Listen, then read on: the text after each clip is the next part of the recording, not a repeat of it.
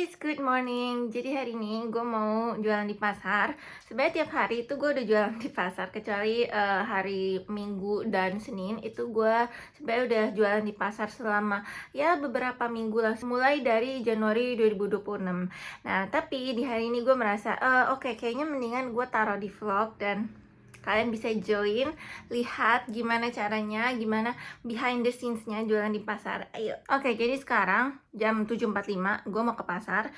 Gue jalan ke pasarnya itu jalan kaki dan bawa beberapa barang keperluan untuk di pasar, yang mana gue akan tunjukin ke kalian nanti gue jualan apa aja di pasar. Jalan kaki guys. Guys, jadi gue jalan kaki ke pasarnya. Di belakang rumah itu ada pintu belakang, bisa ke pasar. Hey guys, ini dia tempat kerja gue. Ini pintu masuknya. Jadi gue biasanya jalan kaki ke sini.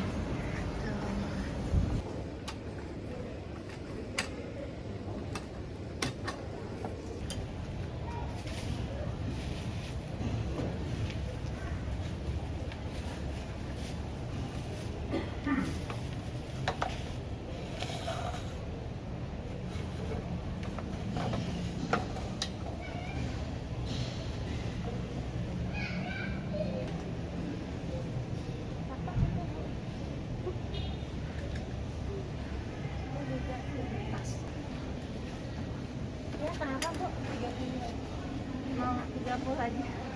Ya udah deh.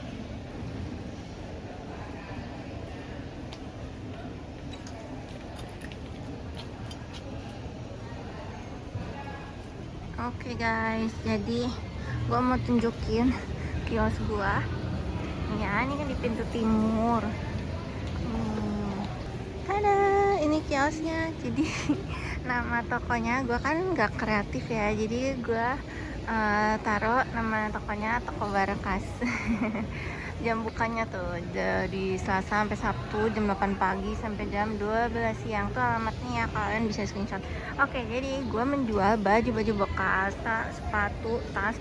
Sebenarnya banyak. Waktu itu gue sempat jual alat olahraga. Nih, itu ada mainan lunchbox. Ini lunchboxnya baru ya, by the way. Terus sama ada nih extension, ini juga baru.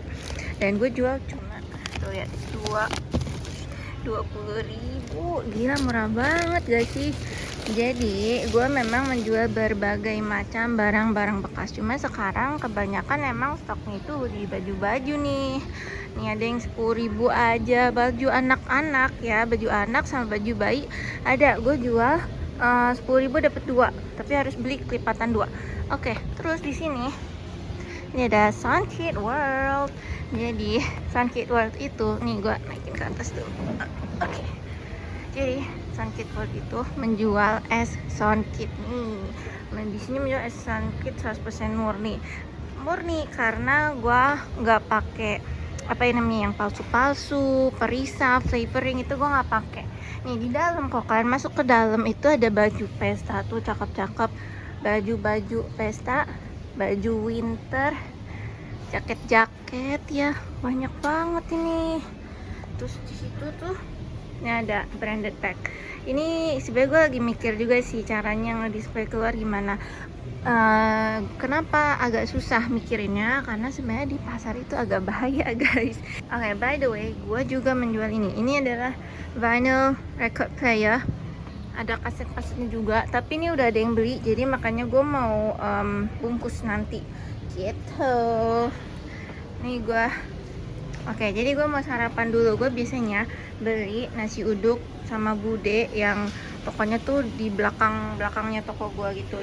Dan ini tuh meja serbaguna gitu, jadi gue selalu menggunakan meja ini. Bisa buat nongki-nongki, bisa buat makan, bisa buat bungkus barang. Ini semua gue pakai di meja ini. Biarpun gue sebenarnya punya meja lipat di situ. Tapi ini emang sempit banget guys, sempit banget, makanya gue kadang agak bingung juga nih gue taruh barangnya gimana. Oke, by the way guys, kalau kalian suka minum Sunkit, kita bisa pesan lewat GrabFood atau lewat WhatsApp nih, WhatsApp QR-nya. Oke guys, jadi seperti yang kalian lihat, gue udah keringetan banget. Terus rambut gue juga udah minyakan banget. Soalnya di pasar itu emang panas banget. Mungkin pasar lain beda ya, tapi kalau di sini tuh panas banget. Tapi umumnya biasanya pasar itu emang panas sih, karena dia sirkulasi udaranya itu kebanyakan kurang. Terus juga sebenarnya kita di sini bisa pasang kipas angin, bisa pasang bahkan AC kalau lo mau. Di mesin es itu gue punya mesin es yang mini. Nah, mesin es mini ini buat stand minumannya. Jadi di minumannya itu gue nggak pesen es lagi, gue pakai mesin es. Cuma minusnya mesin es ini yang biasa kalian lihat di Shopee yang harganya tuh paling cuma 600 sampai 800 ribuan. Itu sebenarnya lemot banget, lama banget ya. Jadi biarpun di iklannya dia bilang bisa bikin es dalam waktu 6 menit atau 8 menit, bener, tapi dikit banget gitu. Jadi kalau misalnya kalian mau buat jual minuman, itu biasanya suka nggak cukup, karena satu baloknya itu kecil. Jadi ada 6 balok kecil-kecil, dan itu buat kalau jualan kita tahu sendiri kan, kalau jualan itu kan perlu banyak es batu ya. Itu sangat-sangat tidak cukup. Jadi toko minuman gue itu masih mungkin masih belum dikenal, dan mungkin produknya juga mungkin untuk beberapa orang merasa kayak ini apaan sih gitu kan, eson kita itu apaan sih gitu. Nah jadi untuk sementara ini, bahkan sejauh gue jualan di pasar ini, itu belum ada yang beli. Minumannya itu belum ada yang beli. Untuk bajunya ada yang beli. Oke, sekarang kita beralih topik ke jualan di pasar. Jualan di pasar itu ramai nggak sih dan lain sebagainya. Jadi gue kan bukan seperti yang kalian lihat ya, gue kan bukannya jualan sayur, gue bukan jualan daging ya. Jadi kalau orang yang jual sayur dan daging mungkin itu akan cukup ramai. Tapi kalau gue yang sebenarnya jualan baju di pasar, itu sebenarnya nggak gitu rame. Ada kadang-kadang ada yang beli, kadang-kadang ada yang nggak beli. Jadi ada beberapa hari itu benar-benar no sales at all, jadi tidak ada penjualan sama sekali. Tapi ada juga beberapa hari yang dimana ada banyak nih yang beli gitu. Jadi tergantung, bener-bener kayak random banget gitu, dan kita nggak bisa tahu kapan orang akan beli gitu. Nah cuman kalau di pasar itu mungkin salah satu yang gue perhatikan adalah dia tuh agak herd mentality gitu ya. Jadi kalau misalnya ada satu toko nih, dia ada beberapa orang yang lagi lihat-lihat, nah itu orang lain bakal lebih tertarik untuk datang lihat-lihat. Tapi kalau tokonya dilihatnya sepi, nggak ada yang lihat sama sekali, nah itu orang lebih nggak gitu mau datang. Makanya gue lagi mikir apa gue harus nge-hire buzzer atau nge-hire orang paid visitors gitu ya, biar rame.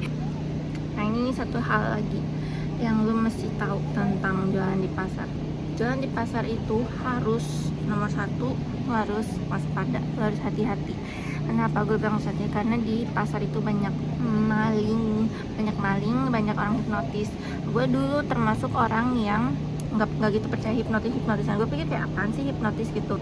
Dulu gue tuh bukan tipe orang yang percaya sama hipnotis ya. Jadi dulu gue pikir hipnotis itu kayak bercanda-bercanda di TV gitu, tau gak sih? Dan ternyata setelah gue jualan di pasar ini, gue baru sekarang percaya bahwa hipnotis itu beneran bisa dipakai untuk orang-orang yang mau mencuri barang kalian. Jadi kalau misalnya dia mau lo tarik tunai banyak gitu, itu bisa mereka hipnotis kalian gitu. Dan itu yang ngomong ke gua, jadi gua nggak ngalamin sendiri, cuma yang orang-orang yang kasih tahu ke gua soal kasus-kasus hipnotis di pasar itu adalah orang-orang yang gua rasa mereka harusnya nggak percaya gitu-gitu, tapi ternyata mereka percaya gitu. Jadi di pasar itu emang agak bahaya kan, harus hati-hati, harus waspada. Mau kalian pengunjung, mau kalian jualan di sini kan tetap harus hati-hati ya. Kalau bisa jualan itu lebih dari satu orang, satu kalau bisa ya. Gue juga sebenarnya pengennya sih ada staff yang bantu jagain, cuman emang agak susah sih nyari staff zaman sekarang. Itu emang agak susah, makanya gue jualan sendiri. Nah untuk harga sewanya berapa nih, buat kalian yang penasaran nih, kalau jualan di pasar itu sewanya berapaan ya? Sebenarnya tergantung ya pasarnya. Kalau pasarnya pasar kotor yang masih di jalanan, yang masih di tanah kosong itu mungkin bayarnya itu bayar preman gitu. Dan itu beda-beda tergantung daerahnya gitu. Mungkin ada yang bayar per hari 50.000, mungkin ada yang bayar 20.000, ya tergantung sih. Tapi kalau misalnya di pasar bersih, jadi kalau di sini gue bayar karena pasarnya ini tergolong sepi ya, itu harganya per tahun 5 juta. Gue dapet harga 5 juta per tahun, dan itu tapi ada IPL-nya juga per bulan. Jadi untuk harga kios 5 juta per tahun sudah murah banget ya. Nah cuman karena ini tuh pasar ini tuh memang sepi gitu. Emang udah agak terkenal, udah agak sepi. Dan buat kalian yang penasaran kenapa sih kok lu jualan udah tahu sepi kok masih jualan di sini, jawabannya adalah karena hanya di sinilah gua mampu bayar gitu. Jadi kalau misalnya di pasar-pasar lain yang ibaratnya rame gitu ya, contoh kalau di Jakarta Barat itu kan salah satu pasar yang rame itu namanya pasar Laris, itu udah mahal banget, itu mahal banget, nggak mungkin cuma beda 1 juta 2 juta sama harga sewa yang gue bayar sekarang, itu nggak mungkin.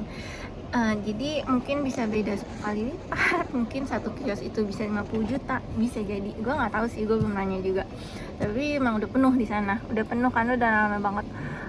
Jadi memang di sini agak sepi, dan gue juga lagi mikir ya kalau kayaknya sih ya, kalau bisa ditambah lagi kiosnya, bisa ditambah lagi toko-toko yang buka, itu mungkin akan lebih ramai sih sebenarnya ya, ini pendapat gue doang ya. Cuma kadang ada orang bilang mereka malas kesini karena sini tuh ada biaya parkirnya. Cuma kalau gue pikir-pikir lagi, sebenarnya hampir semua pasar itu ada biaya parkirnya. Bahkan pasar yang di pinggir jalan pun ya kadang tuh bisa ada tukang parkir liar mintain biaya. Jadi sebenarnya ada semua pasar tuh ada biaya parkirnya gitu loh. Nih ya, kalau kalian mau lihat nih dari dalam view-nya gimana, POV lu jualan di pasar. Oke, jadi ini baju-bajunya yang digantung. Terus di sisi ini kan gue jual minuman nih. Ya, jadi kayak begini deh penampakannya. Nah, ini tuh sebenarnya wallpapernya udah pada robek-robek. Daripada gue ganti wallpaper baru atau dicat, gue tempelin aja curtain foil kayak gini. Biar gak gitu kelihatan gitu lah, dan gue bikin warnanya tuh agak menyatu sama wallpaper, jadi gue pilih warna pink juga.